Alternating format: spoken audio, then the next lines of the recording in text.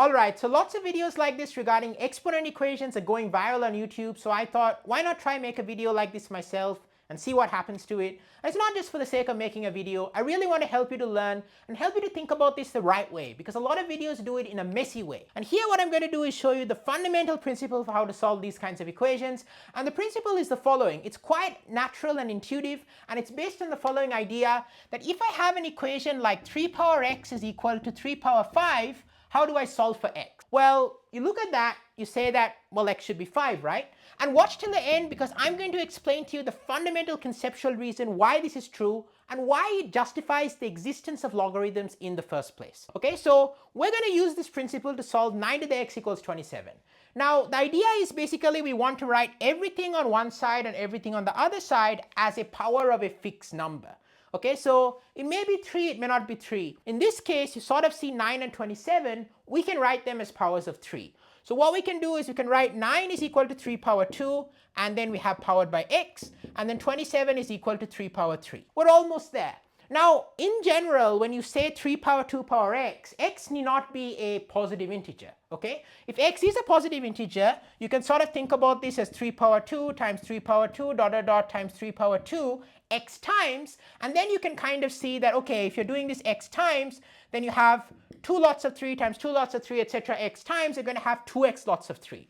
So you can write this out as 3 power 2x is equal to 3 power 3. Now, in general, x need not be an integer. In fact, in our case, it won't be. So this approach isn't technically true, but it gives you an intuition for an important exponent law, which can be justified for all rational numbers and all real numbers. That's something separate. I'll not do that in this video, but if you want to see that, please drop a comment down below. Love engagement on my channel. So here we have 3 power 2x is 3 power 3. And well, now we can just compare exponents like we did there. We can say that therefore 2x is equal to 3, which implies that x is equal to 3 halves. Okay, and I'm going to now check this and show you how exactly this comes out. What does it mean to power by 3 halves? Well, let's do that right now. So let's check whether our solution was right. It will be, but let's check it out. So 9 power 3 halves should equal to 23, or 27, sorry, that was a funny mess up. So 9 power 3 halves is equal to 27.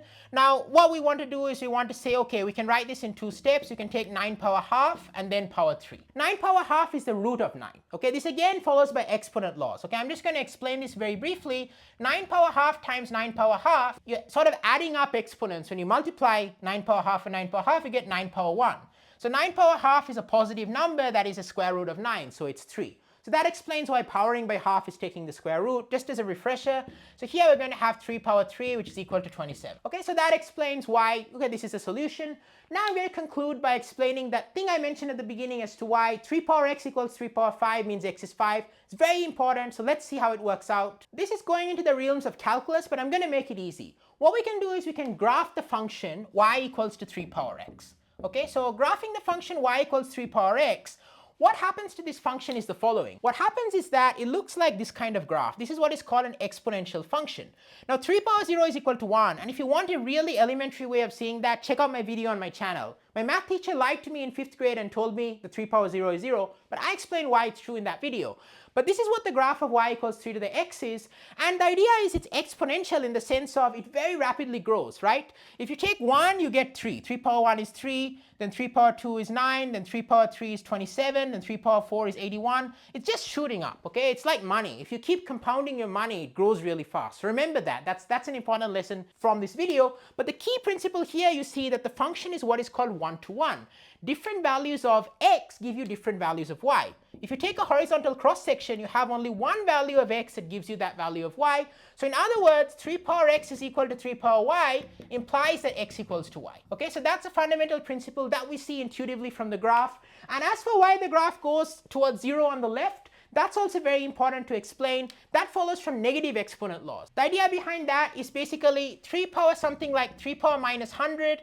If you multiply with 3 power 100, you should get 3 power 0, which is equal to 1. Okay, so therefore 3 power minus 100 is equal to 1 over 3 power 100. So just like 3 power 100 is going to be a huge number, right? So it's going to be really far up. 1 over 3 to the 100 is going to be a really small number. So it's going to be very close to 0, so hence the graph goes like this. And this is why logs exist in the first place. Logs are an inverse function.